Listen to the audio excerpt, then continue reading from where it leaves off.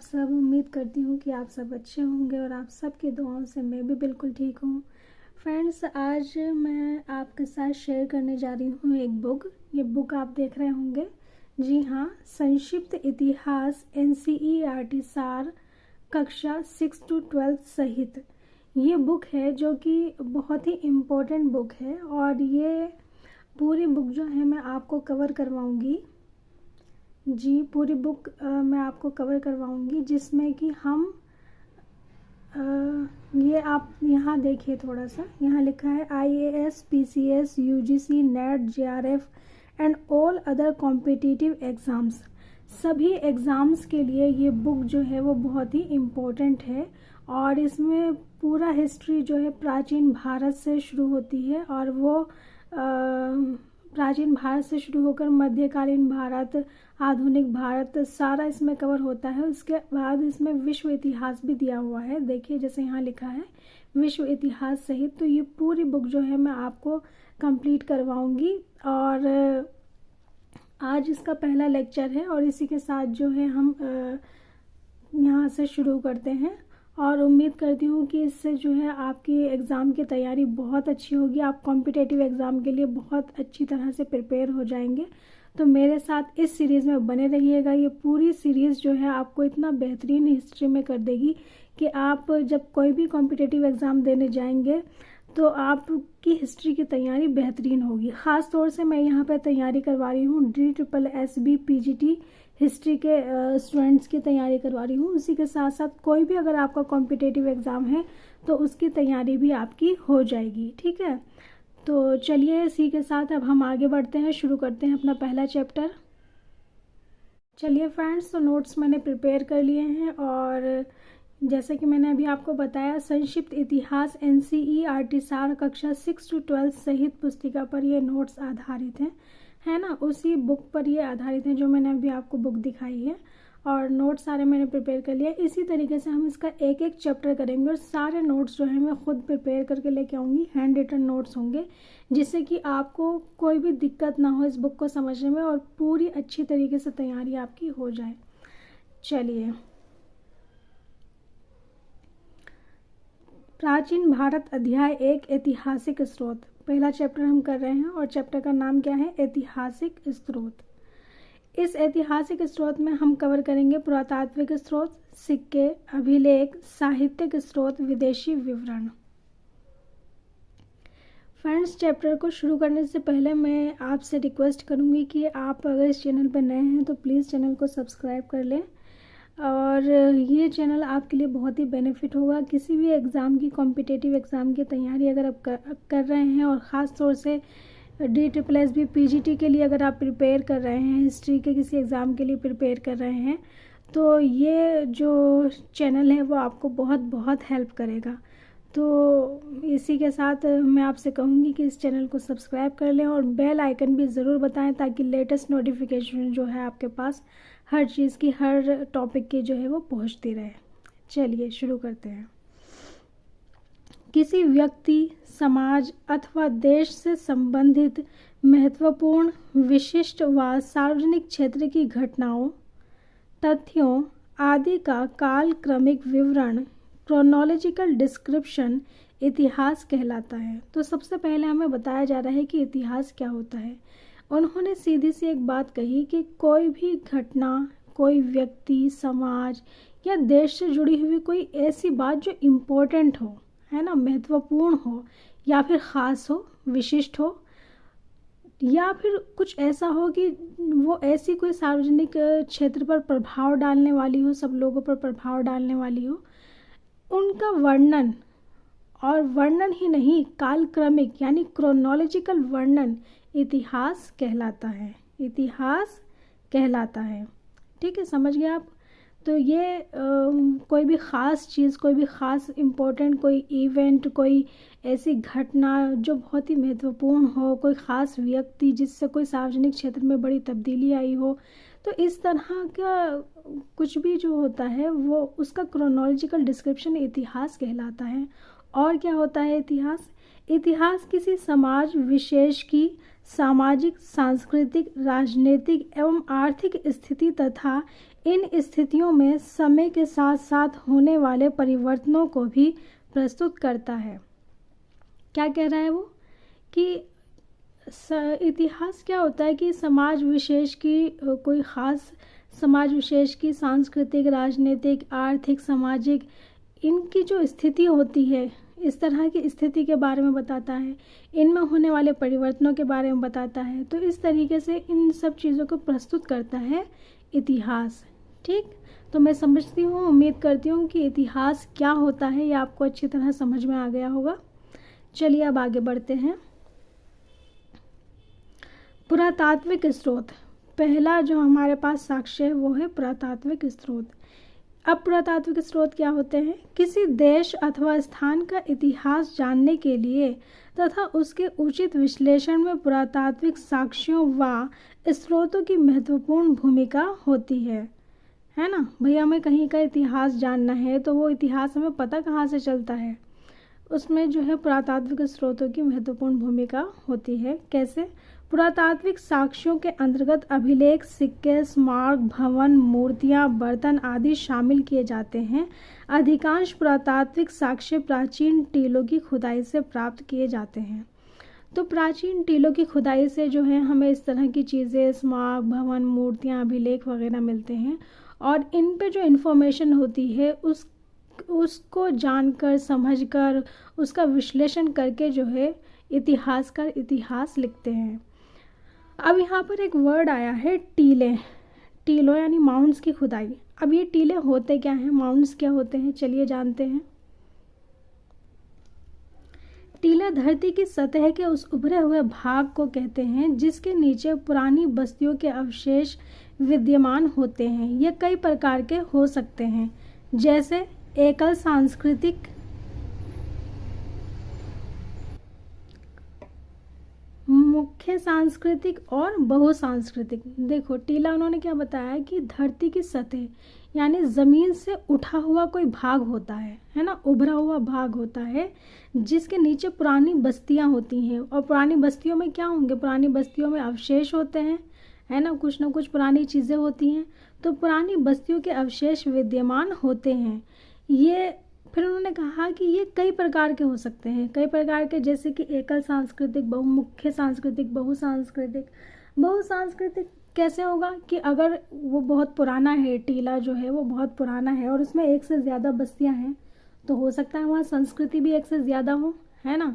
और हो सकता है कि टीले में एक ही संस्कृति हो, एक ही बस्ती हो, उसके अंदर एक ही संस्कृति की चीज़ें हों। तो ये डिपेंड करता है टीले के ऊपर कि उसमें एक से ज़्यादा बस्तियां हैं, एक से ज़्यादा सांस्कृतिक चीज़ें हैं, या एक है, या कोई मुख्य संस्कृति के बारे में हमें उसमें पता चल रहा है। जैसे कि अगर मैं आपको एग्जांपल दूं कि हड़प्पा सभ्यता की ज़्यादातर जानकारी जो है हमें वो पुरातात्विक साक्ष्यों से ही हुई है, क्योंकि सारी बस्तियां जो हैं वो खुदाई में नीचे से, ज़मीन के नीचे से निकली हैं, है ना। तो इस तरीके से उनका जो इतिहास है वो पुरातात्विक साक्ष्यों के आधार पर लिखा गया है। ऐसे बहुत सारी चीज़ें, जैसे कि मौर्य का इतिहास पढ़ेंगे तो वहाँ हम कई सारे स्तंभ के बारे में पढ़ेंगे, तो उन स्तंभों पर बहुत कुछ लिखा हुआ होता था, वहाँ से बहुत सारी जानकारी मिली हमें। तो इस तरीके से जो है ये पुरातात्विक स्रोत जो है वो अहम भूमिका निभाते हैं। प्राचीन टीलों अथवा स्मारकों का उत्खनन कर वहां से प्राप्त वस्तुओं व कलाकृतियों के आधार पर क्रमिक ऐतिहासिक विश्लेषण करना पुरातत्व विज्ञान यानी आर्कियोलॉजी कहलाता है। क्या कह रहे हैं वो कि ये जो प्राचीन टीले होते हैं या कोई स्मारक होता है तो उनका उत्खनन यानी खुदाई, उत्खनन करके वहाँ से जो है पुरानी वस्तुएं निकाली जाती हैं और उनके आधार पर क्रमिक इतिहास लिखा जाता है, क्रमिक ऐतिहासिक विश्लेषण किया जाता है। तो ये जो काम होता है ये कहलाता है पुरातत्व विज्ञान। क्या कहलाता है? पुरातत्व विज्ञान या फिर आर्कियोलॉजी, इंग्लिश में इसको आर्कियोलॉजी कहते हैं। ठीक, अब हमारे पास इसका एक एग्जाम्पल है।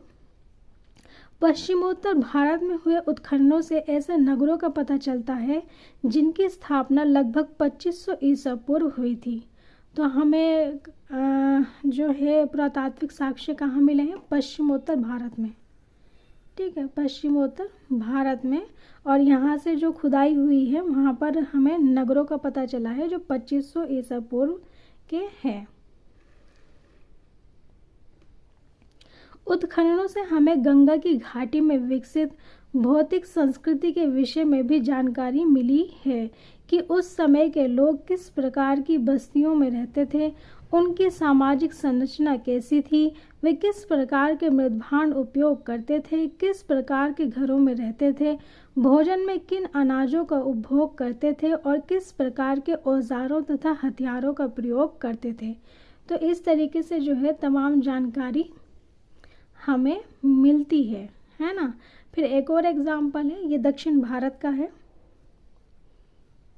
दक्षिण भारत के कुछ लोग मृत व्यक्ति के शव के साथ औजार, हथियार, मिट्टी के बर्तन आदि वस्तुएं कब्र में दफनाते थे तथा इसके ऊपर एक घेरे में बड़े बड़े पत्थर खड़े कर दिए जाते थे।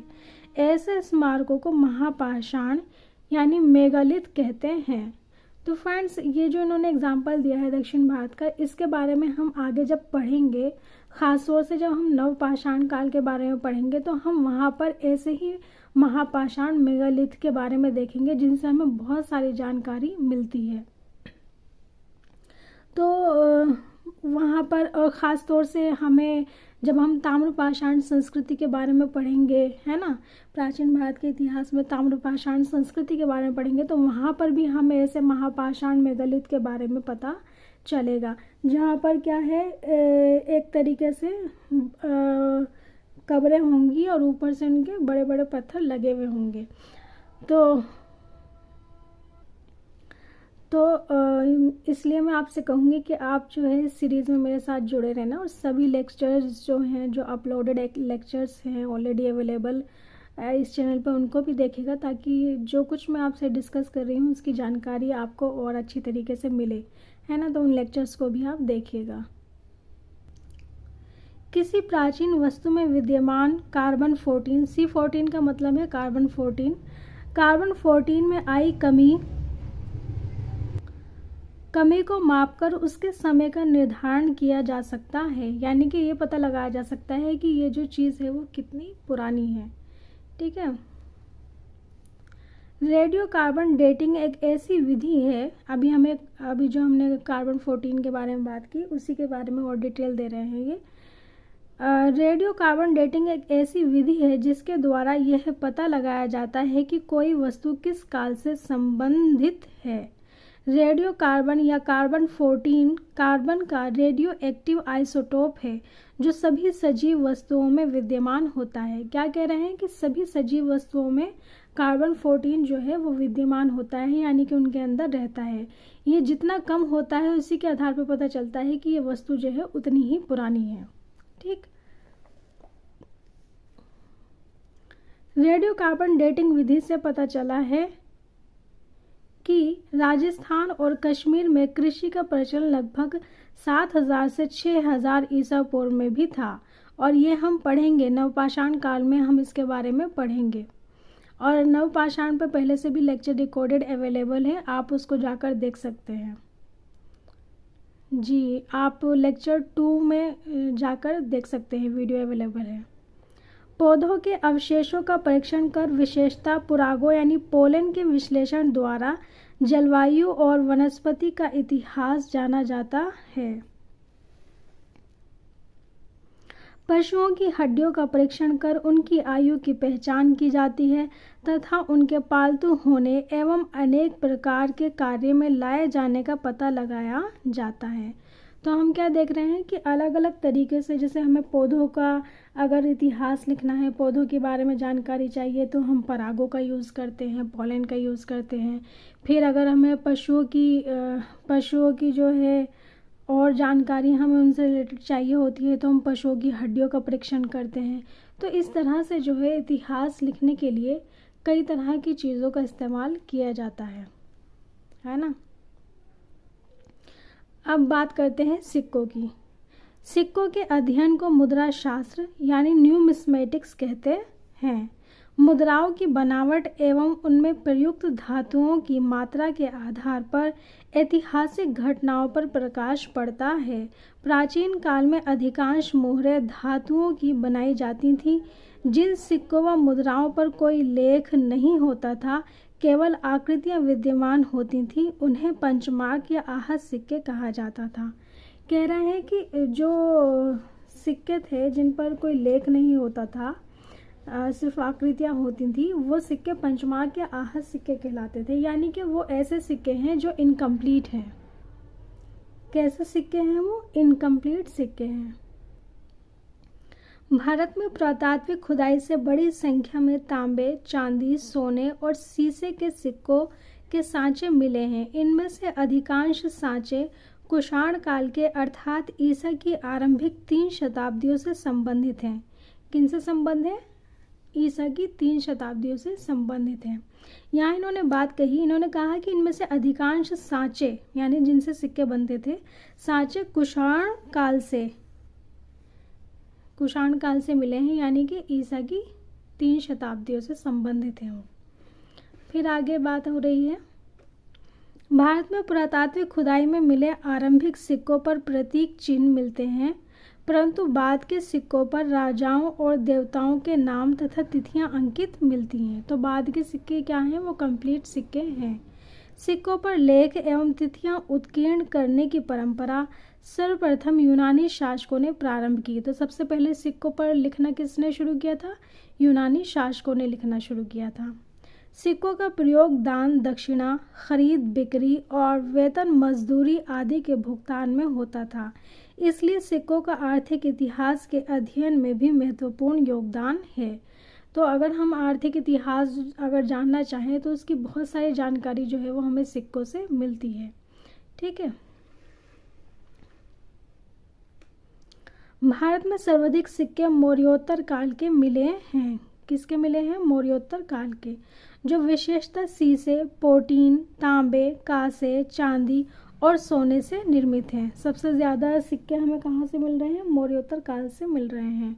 गुप्त शासकों ने सबसे अधिक सोने के सिक्के जारी किए, जबकि सर्वाधिक शुद्ध सोने के सिक्के कुषाण शासकों ने प्रचलित किए हैं। किन्होंने प्रचलित किए हैं? कुषाण शासकों ने प्रचलित किए हैं। सातवाहन शासकों ने सबसे अधिक शीशे के सिक्के जारी किए थे। किसके? शीशे के सिक्के सबसे अधिक किसने जारी किए हैं? सातवाहन शासकों ने। चलिए आगे बढ़ते हैं। अभिलेख। अब बात करते हैं अभिलेख की। अभिलेख सिक्कों से अत्यधिक महत्वपूर्ण है। क्यों महत्वपूर्ण है? क्योंकि अभिलेख पे हमें ज़्यादा जानकारी मिलती है, ज़्यादा चीज़ें लिखी हुई होती हैं। इसके अध्ययन को पुरालेख शास्त्र यानी एपिग्राफी कहते हैं। भारत के संदर्भ में सर्वाधिक प्राचीन अभिलेख मध्य एशिया के बोगासकोई से प्राप्त हुए हैं। इस अभिलेख में इंद्र, वरुण, मित्र एवं नासत्य नामक वैदिक देवताओं के नाम मिलते हैं। ठीक है। अभिलेख एवं दूसरे पुराने दस्तावेजों की प्राचीन तिथि के अध्ययन को पुरालिपि शास्त्र यानी पेलियोग्राफी कहते हैं। इसको ऐसे याद कर लेना कि सिक्कों के अध्ययन को क्या कहते हैं, है ना, अभिलेख के अध्ययन को क्या कहते हैं, इस तरीके से। अभिलेख मोहरों, प्रस्तर स्तंभों, स्तूपों, चट्टानों और ताम्र पत्रों पर मिलते हैं तथा इसके अतिरिक्त मंदिर की दीवारों, ईंटों व मूर्तियों पर भी मिलते हैं। कहाँ कहाँ लिखे होते हैं अभिलेख? दीवारों पर, चट्टानों पर, स्तूप पर, है ना, ताम्र पत्रों पर। तो अलग अलग जगहों से जो है अभिलेख हमें प्राप्त होते हैं। अब आगे बढ़ते हैं तो देख रहे हैं जैसे कि लिखा है आरंभिक अभिलेख। आरंभिक अभिलेख प्राकृत भाषा में है। किस में है? प्राकृत भाषा में है तथा ये ईसा पूर्व 3री सदी के हैं। अभिलेखों में संस्कृत भाषा ईसा की 2री सदी से मिलने लगी तथा 4ठी-5वीं सदी में इसका सर्वत्र व्यापक प्रयोग होने लगा। अब अभिलेखों की लिपि देखते हैं। अभिलेखों में प्रयुक्त लिपियां। ब्राह्मी लिपि। अशोक के अधिकतर शिलालेख ब्राह्मी लिपि में हैं। यह लिपि बाएं से दाएं लिखी जाती थी। खरोष्ठी लिपि। अशोक के कुछ शिलालेख खरोष्ठी लिपि में हैं जो दाएं से बाएं लिखी जाती थी।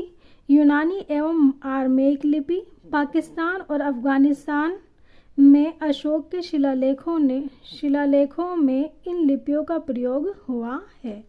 तो क्या देख रहे हैं कि अलग अलग जगहों पर जो है अलग अलग लिपियों का प्रयोग हो रहा है ना।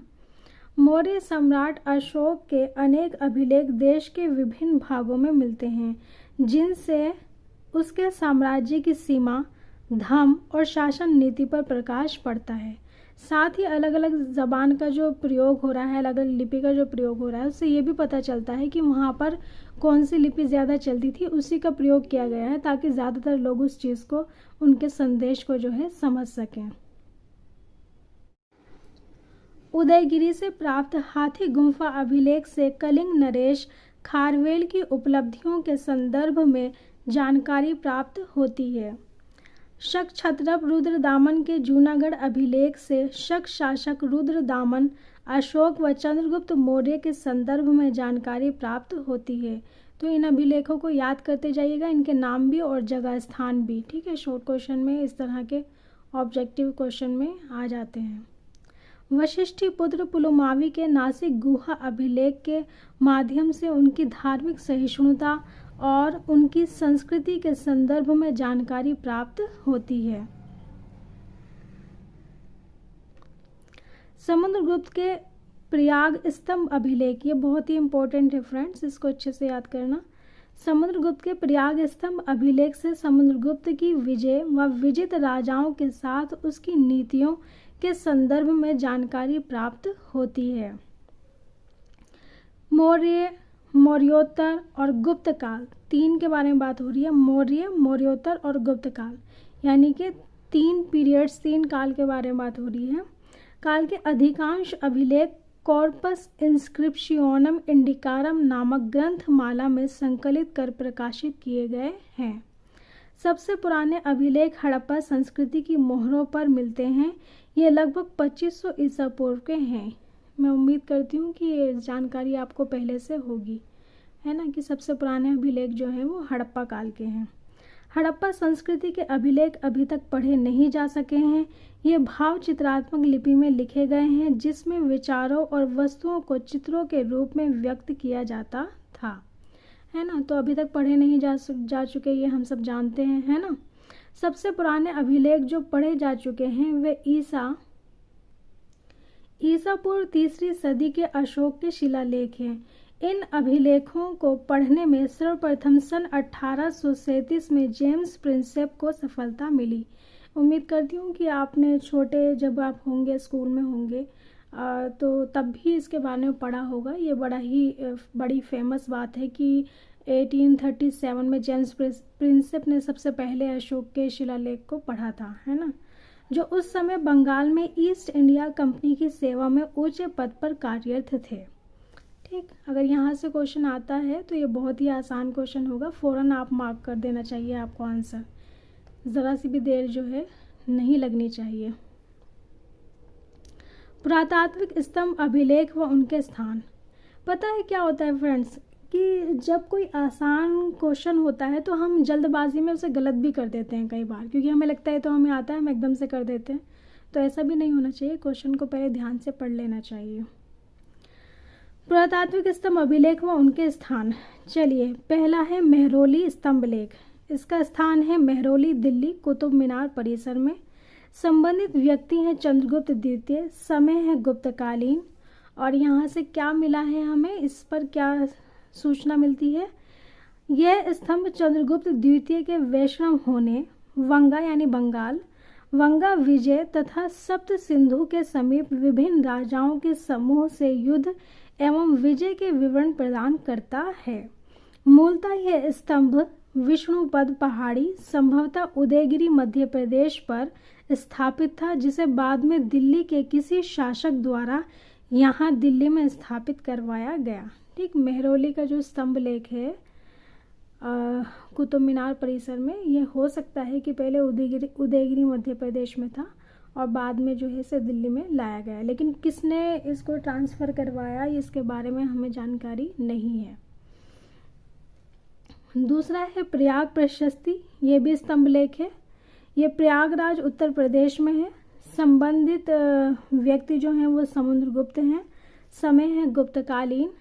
संस्कृत में रचित यह प्रशस्ति वो होती है जो किसी की तारीफ में, प्रशंसा में लिखी जाए।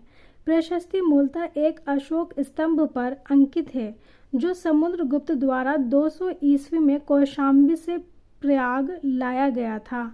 कहाँ से लाया गया ये? कौशाम्बी से, याद रखिएगा। पहला वाला जो था इससे ऊपर वाला वो उदयगिरी से लाया गया था, ये कौशाम्बी से लाया गया है। कौशाम्बी से प्रयाग लाया गया था। इस पर समुद्रगुप्त के दरबारी कवि हरिशेन ने काव्यात्मक शैली में समुद्रगुप्त के वंश परिचय, उसकी विजयों एवं राज्य विस्तार का वर्णन किया है। ठीक, इतनी सारी जानकारी जो है हमें इस स्तंभ से मिलती है। तीसरा है बौद्ध स्तंभ। ये बरहुत सतना मध्य प्रदेश में स्थित है। इससे संबंधित व्यक्ति हैं राजा वासुदेव और समय है शुंग काल। देखते हैं इससे क्या जानकारी मिली है हमें। इस अभिलेख से शुंग वंश के विषय में जानकारी प्राप्त होती है। किसके बारे में? शुंग वंश के बारे में, है ना। शुंग वंश के बारे में जानकारी मिलती है। फिर है मथुरा स्तंभ। मथुरा स्तंभ लेख। मथुरा स्तंभ लेख नाम से समझ में आ रहा है मथुरा का होगा। मथुरा उत्तर प्रदेश में है ये। संबंधित व्यक्ति हैं चंद्रगुप्त द्वितीय। समय है गुप्तकालीन। ये प्रथम गुप्त अभिलेख है जिसमें गुप्त संवत का प्रथम वर्ष वर्णित है।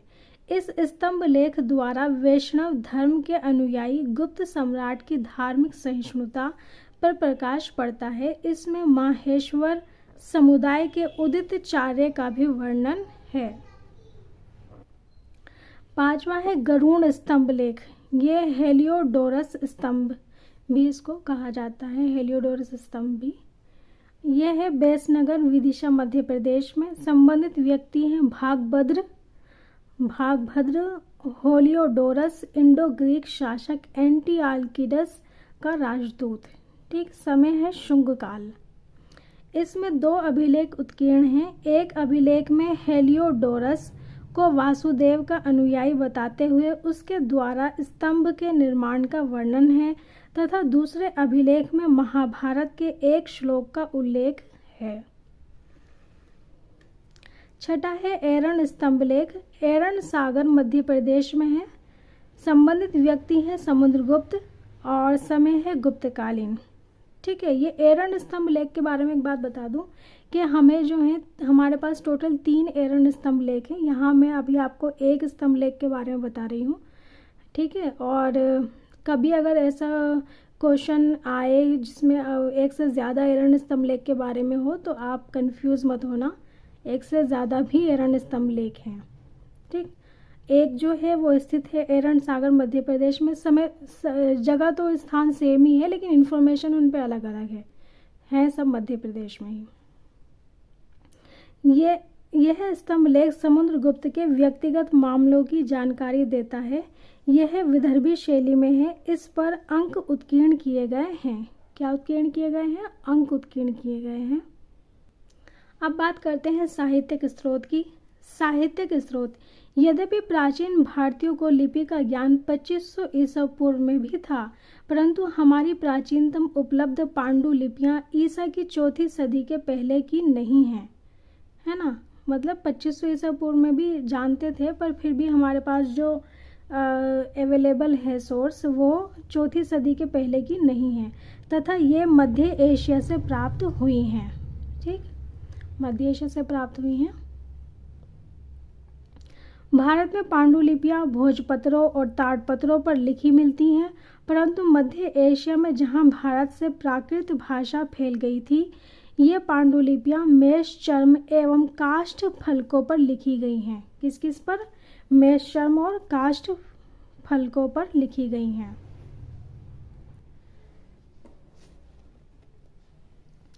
संपूर्ण भारत में संस्कृत की पुरानी पांडुलिपियां मिली हैं, परंतु इनमें अधिकांश दक्षिण भारत, कश्मीर और नेपाल से प्राप्त हुई हैं। ठीक है, स्थान आपको याद रखना है। हिंदुओं के धार्मिक साहित्य में वेद, रामायण, महाभारत, पुराण आदि सम्मिलित हैं। क्या क्या सम्मिलित हैं धार्मिक साहित्य में? वेद, रामायण, महाभारत, पुराण आदि सम्मिलित हैं। ऋग्वेद को 1500-1000 ईसा पूर्व के लगभग का मान सकते हैं, लेकिन अथर्ववेद, यजुर्वेद, ब्राह्मण ग्रंथ, आरण्यकों और उपनिषदों को 1000 से 500 ईसा पूर्व के लगभग का माना जाता है। ठीक, इसका मतलब जो वेद हैं वो भी जो हैं अलग अलग समय काल के हैं। जैसे कि ऋग्वेद जो है वो 1500-1000 ईसा पूर्व का है ना, यानी कि वैदिक पीरियड को आपको पता होगा, वैदिक पीरियड 2 कालों में विभाजित होता है। तो ये ऋग्वैदिक काल 1500 से 1000 और उत्तर वैदिक काल जो है ना, ऐसा ही है ना। कमेंट करके बताइएगा मैं सही बता रही हूँ या नहीं। और दूसरा जो है वो 1000 से 500 ईसा पूर्व। ठीक, ऋग्वेद में मुख्यतः देवताओं की स्तुतियां हैं, परंतु बाद के साहित्य में स्तुतियों के साथ साथ कर्मकांड, जादू टोना और पौराणिक आख्यान हैं। उपनिषदों में हमें दार्शनिक चिंतन मिलते हैं। ठीक, तो ऋग्वेदिक काल जो है 1500 से 1000 ईसा पूर्व, उसमें तो हमें बहुत सारी ऋग्वेद से जानकारी हम लेते हैं, है ना। ऋग्वेद से बहुत कुछ पता चलता है। और फिर जो उत्तर वैदिक काल है उसमें हम अथर्ववेद, यजुर्वेद, ब्राह्मण ग्रंथ, आरण्यक, उपनिषद, इन सब से जानकारी लेते हैं। तो इन सब से हमें बहुत सारी जानकारी मिलती है ना। जैसे कि इन्होंने यहाँ पे बताया कि ऋग्वेद में मुख्यतः देवताओं की स्तुतियाँ हैं, परंतु बाद में साहित्य में स्तुतियों के साथ साथ कर्मकांड, जादू टोना, आपको पता भी होगा, आपने सुना होगा कि जो बाद के वेद हैं उनमें जादू टोने के बारे में है। और पौराणिक आख्यान हैं, पौराणिक आख्यान भी हैं, वो भी पता होगा आपको। उपनिषदों में हमें दार्शनिक चिंतन मिलते हैं। जब मैं आपको चैप्टर पढ़ाऊँगी, जब मैं आपको वैदिक काल के बारे में पढ़ाऊँगी, तो उसमें पूरा एक एक चीज़ मैं आपको बताऊँगी। पुराणों के बारे में, वेद की सारी डिटेल्स जो है उसमें होंगी, है ना। तो ऋग्वेद के काल के बारे में और उत्तर वैदिक काल के बारे में सारी जानकारी हमें उन चैप्टर्स में मिलेगी। तो इस सीरीज़ में जुड़े रहिएगा और उन चैप्टर को भी ध्यान से पढ़िएगा। ठीक है, चलिए अब बात करते हैं वैदिक मूल ग्रंथ की। वैदिक मूल ग्रंथ का अर्थ समझ में आए इसलिए वेदांगों अर्थात वेद के अंगभूत शास्त्रों की रचना भी की गई थी। वेदों का अर्थ समझने व सूक्तों के सही उच्चारण के लिए वेदांग की रचना की गई। कुल 6 वेदांग हैं: शिक्षा, कल्प, व्याकरण, निरुक्त, छंद तथा ज्योतिष। ठीक है, सूत्र लेखन का सबसे विख्यात उदाहरण पणिनि का व्याकरण ग्रंथ अष्टाध्यायी है, जो 400 ईसा पूर्व के आसपास लिखा गया था।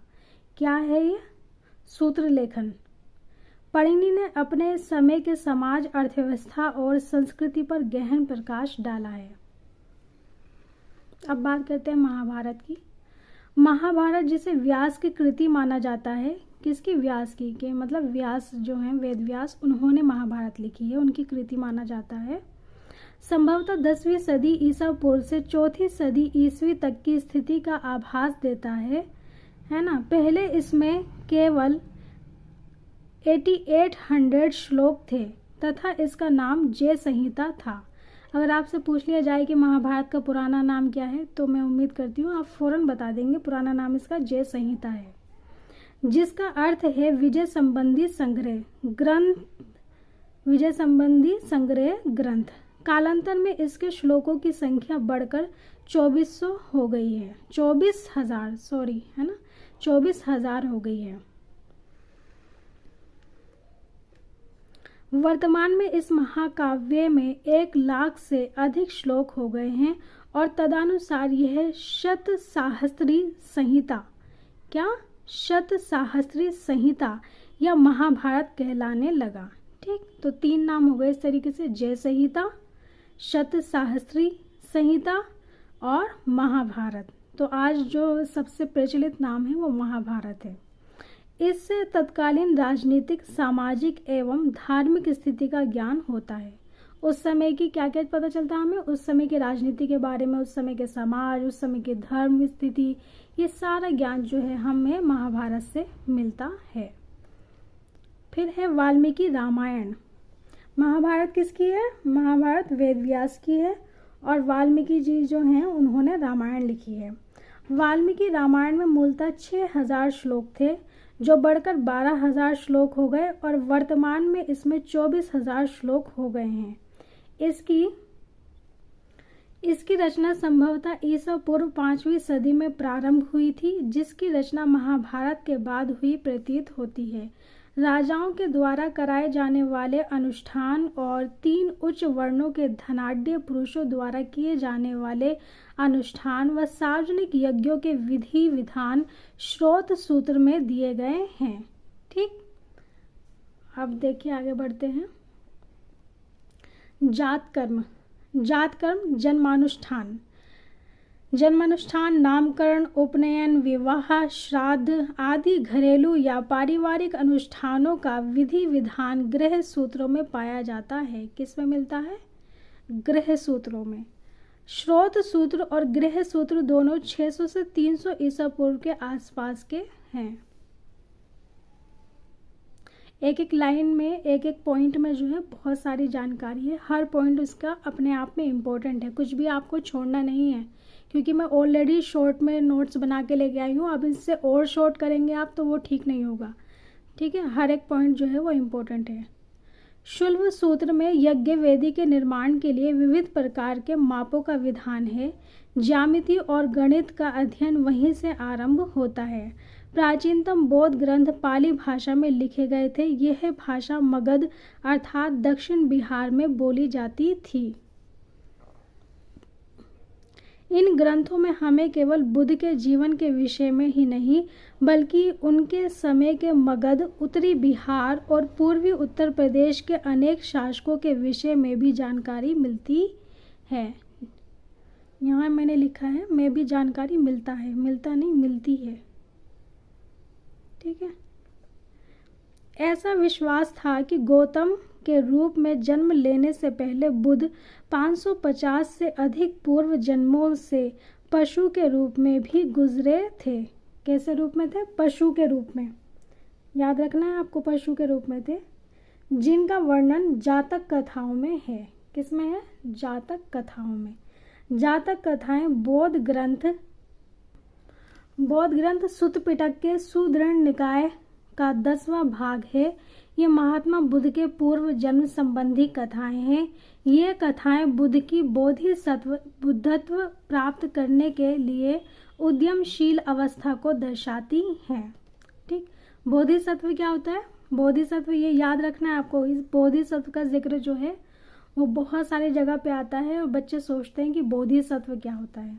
बोधिसत्व मतलब बुद्धत्व प्राप्त करने के लिए उद्यमशील, यानी कि जो गौतम बुद्ध थे वो उन्होंने जो ज्ञान प्राप्त किया, एनलाइटमेंट जो हुआ, उसके लिए जो परिश्रम उन्होंने किया, वो सब कुछ जो है बोधिसत्व है। ठीक,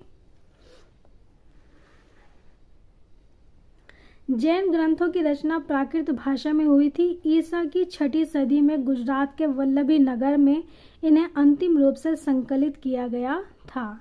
धर्मसूत्र, स्मृतियां और टीकाएं, इन तीनों को मिलाकर धर्मशास्त्र कहा जाता है। धर्मसूत्र का संकलन 500 से 200 ईसा पूर्व में हुआ था। ठीक है, कौटिल्य का अर्थशास्त्र अत्यंत महत्वपूर्ण विधि ग्रंथ है। यह 15 अधिकरणों या खंडों में विभक्त है। इसमें प्राचीन भारतीय राजतंत्र व अर्थव्यवस्था के अध्ययन के लिए महत्वपूर्ण सामग्री मिलती है। ठीक, कौटिल्य का नाम तो आप सुनते ही रहते होंगे, जगह जगह कौटिल्य का जिक्र आता रहता है ना। तो उससे पता चलता है कि कौटिल्य का अर्थशास्त्र कितना इम्पोर्टेंट है। कालिदास ने काव्य और नाटक लिखे, जिनमें अभिज्ञान शाकुंतलम सबसे प्रसिद्ध है। यानी कि अभिज्ञान शाकुंतलम आपको पता होना चाहिए कि कालिदास द्वारा लिखा गया है। कुछ प्राचीनतम तमिल ग्रंथ भी हैं जो संगम साहित्य में संकलित हैं। राजाओं द्वारा संरक्षित विद्या केंद्रों में एकत्र होकर कवियों और भाटों ने 3-4 सदियों में इस साहित्य का सृजन किया था। ऐसी साहित्यिक सभा को संगम कहते थे, इसलिए इस समय लिखे गए संपूर्ण साहित्य संगम साहित्य के नाम से प्रसिद्ध हो गए। ठीक है, संगम ग्रंथ वैदिक ग्रंथों से विशेषकर ऋग्वेद से भिन्न प्रकार के हैं। कैसे अलग हैं ये? ऋग्वेद से अलग हैं। कैसे? ये धार्मिक ग्रंथ नहीं हैं। इसके अंतर्गत अनेक कवियों ने मुक्तकों व प्रबंध काव्यों की रचना की है, जिनमें बहुत से नायकों यानी वीर पुरुषों और नायिकाओं का गुणगान है। ठीक। और ऋग्वेद तो आपको पता है एक धार्मिक वो है, ग्रंथ है ना। चलिए आगे बढ़ें। संगम साहित्य के प्रमुख ग्रंथ हैं तोलकप्पियम, शिल्पादिकारम एवं मणिमेखले। संगम ग्रंथों में बहुत से नगरों का उल्लेख मिलता है। इनमें उल्लिखित कावेरी पट्टनम का समृद्धिपूर्ण अस्तित्व पुरातात्विक साक्ष्यों से प्रमाणित हुआ है। यानी कि संगम ग्रंथ में जो कावेरी पट्टनम के बारे में लिखा है उसके साक्ष्य भी हमें मिल गए हैं। पुरातात्विक साक्ष्यों में ये बात सत्य साबित हो गई है। ईसा की आरंभिक सदियों में प्रायद्वीपीय तमिलनाडु के लोगों के सामाजिक, आर्थिक और राजनीतिक जीवन के अध्ययन के लिए संगम साहित्य एकमात्र प्रमुख स्रोत है। किसके लिए? तमिलनाडु के लिए। ठीक। अब बात करते हैं विदेशी विवरण की। तो जो हम ये स्रोत कर रहे थे तो इसमें हमने 3 चीज़ें शुरुआत में देखी थी। क्या क्या? पुरातात्विक स्रोत, साहित्यिक स्रोत और विदेशी विवरण। तो हम अब तीसरे भाग पर पहुंच गए हैं। यूनानी लेखकों ने 326 ईसा पूर्व में भारत पर आक्रमण करने वाले सिकंदर के समकालीन के रूप में सेंड्रोकोट्स के नाम का उल्लेख किया है। यूनानी विवरणों में सेंड्रोकोट्स और चंद्रगुप्त मौर्य, जिनके राज्य आरोहण की तिथि 322 ईसा पूर्व निर्धारित की गई है, एक ही व्यक्ति थे। ठीक है। सेंड्रोकोट्स अगर पूछा जाए आपको सेंड्रोकोट्स का दूसरा नाम क्या है तो आप बता देंगे चंद्रगुप्त मौर्य। एक ही व्यक्ति थे। यह पहचान प्राचीन भारत के तिथि क्रम के लिए सुदृढ़ आधारशिला बन गई। चंद्रगुप्त मौर्य के दरबार में दूत बनकर आए मेगास्थनीज की इंडिका उन उद्धरणों के रूप में सुरक्षित है जो अनेक प्रख्यात लेखकों की रचनाओं में आए हैं। हेरोडोट्स के बारे में हिस्ट्री के स्टूडेंट्स को तो ख़ास तौर से पता ही होना चाहिए। हेरोडोट्स जो हैं वो इतिहास के पिता कहे जाते हैं। उन्होंने हिस्टोरिका नामक किताब लिखी थी। हेरोडोट्स को इतिहास का पिता कहा जाता है। इन्होंने हिस्टोरिका नामक पुस्तक की रचना की थी। यूनानी भाषा में लिखी गई पेरिप्लस ऑफ द एरिथ्रियन सी और टोलमी की जियोग्राफी नामक पुस्तकों में प्राचीन भूगोल और वाणिज्य के अध्ययन के लिए पर्याप्त महत्वपूर्ण सामग्री मिलती है। ठीक है। पेरिप्लस ऑफ द एरिथ्रियन सी 80 ईसा पूर्व से 115 ईस्वी के मध्य किसी अज्ञात लेखक ने लिखी थी। लेखक का नाम नहीं पता है किसने लिखी, जिसमें लाल सागर, फारस की खाड़ी और हिंद महासागर में होने वाले रोमन व्यापार का वृत्तांत दिया गया है। प्लिनी नेचुरलिस हिस्टोरिका ईसा की पहली सदी की है। यह लैटिन भाषा में है तथा यह हमें भारत और इटली के बीच होने वाले व्यापार की जानकारी देती है। ठीक है। कॉस्मोस इंडिका प्लेस्टस, ये एक और इम्पोर्टेंट आ गई हमारे पास। कॉस्मोस इंडिका प्लेस्टस यह यूरोपीय यात्री था। कौन था? यूरोपीय यात्री था जो 535 ईस्वी में भारत आया तथा क्रिश्चियन टोपोग्राफी नामक ग्रंथ की रचना की। क्या है? क्रिश्चियन टोपोग्राफी, जिसमें भारत श्रीलंका के व्यापारिक संबंधों की जानकारी मिलती है। फिर है सुलेमान, यह 9वीं शताब्दी में भारत आया था, जिसने पाल व प्रतिहार शासकों के विषय में वर्णन किया था। ठीक, चलिए आगे बढ़ते हैं। अल मसूदी, यह 941 ईस्वी से 943 ईस्वी तक भारत में रहा। उसने राष्ट्रकूट शासकों के विषय में लिखा। फिर है अलबरूनी, अलबरूनी महमूद गजनवी का समकालीन था। अल-बरूनी ने तहकीक-ए-हिंद, इसको किताबुल हिंद भी कहते हैं, की रचना की, जिसमें भारत के निवासियों की तत्कालीन दशा का वर्णन किया गया है। ठीक,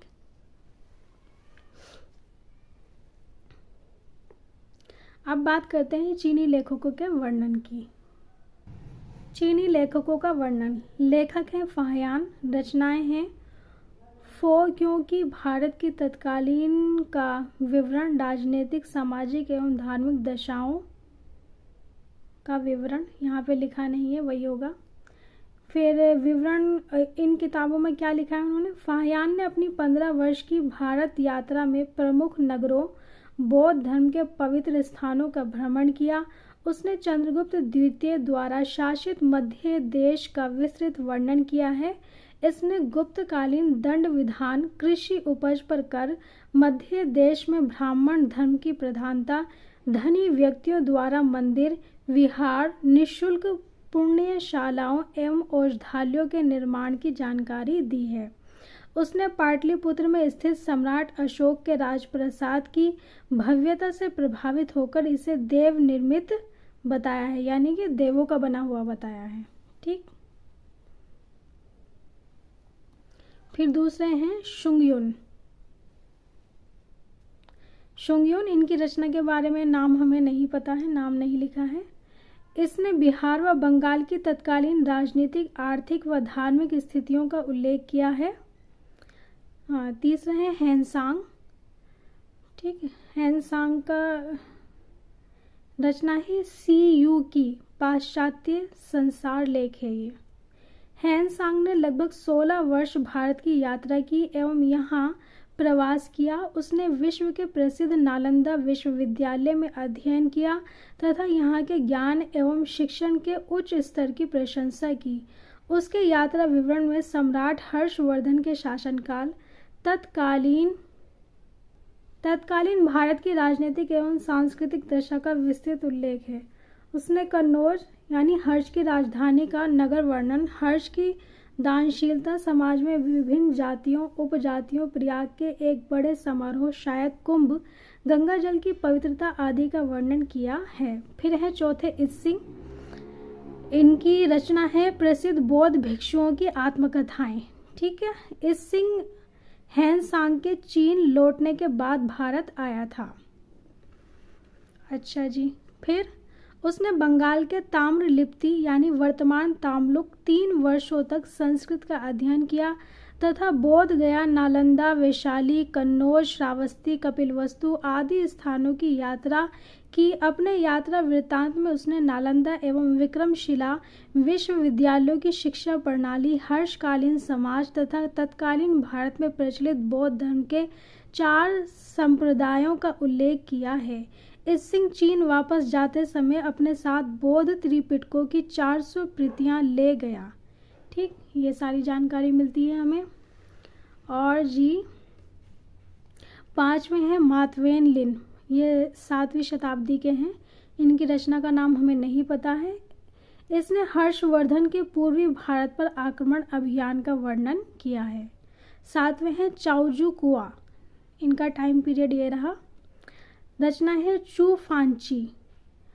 इससे 13वीं शताब्दी के चीनी अरबी व्यापार का विवरण प्राप्त होता है। तो यहाँ पर जो है हमारे स्रोत, ऐतिहासिक स्रोत कंप्लीट होते हैं। ठीक है, उम्मीद करती हूँ कि आपको ये लेक्चर जो मैंने दिया है इसमें सभी बातें अच्छी तरह समझ में आई होंगी और पूरी तरीके से जो है आपका कॉन्सेप्ट क्लियर हुआ होगा। जैसे कि हमने सारा इसमें पढ़ा, हमने सबसे पहले पुरातात्विक स्रोतों के बारे में पढ़ा है ना, और फिर हमने साहित्यिक स्रोतों के बारे में पढ़ा, और उसके बाद हमने पढ़ा क्या, विदेशी विवरण। ठीक है, विदेशी विवरण, तो विवरण कह सकते हैं, वृत्तांत कह सकते हैं, एक ही बात है। तो ये तीनों पॉइंट जो हैं हमने इसमें कवर किए। उम्मीद करती हूँ कि आपको बहुत अच्छी तरह समझ में आया होगा। चलिए अब मैं आपसे विदा लेती हूँ और आपसे मिलूँगी फिर अगले नए लेक्चर में, लेक्चर नंबर 2 में, और उसमें हम नया एक और टॉपिक करेंगे जिसका नाम है प्रस्तर युग आदिम मानव। ठीक है, उस टॉपिक को भी ज़रूर सुनिएगा और अच्छी तरह से समझिएगा, आपके एग्ज़ाम में आपकी बहुत हेल्प करेगा। चलिए, इसी के साथ मैं आपसे विदा लेती हूँ। अलविदा फ्रेंड्स, दोस्तों और मेरे प्यारे स्टूडेंट्स। जो आपको पसंद है वो अपनी तरफ से ले लीजिएगा, ठीक है। एंड एक बार फिर कहूँगी कि प्लीज़ अगर आपने मेरे चैनल को सब्सक्राइब नहीं किया है तो चैनल को सब्सक्राइब कर लें, साथ में बेल आइकन भी ज़रूर बताएं ताकि आपके पास जो है नोटिफिकेशन पहुँचे।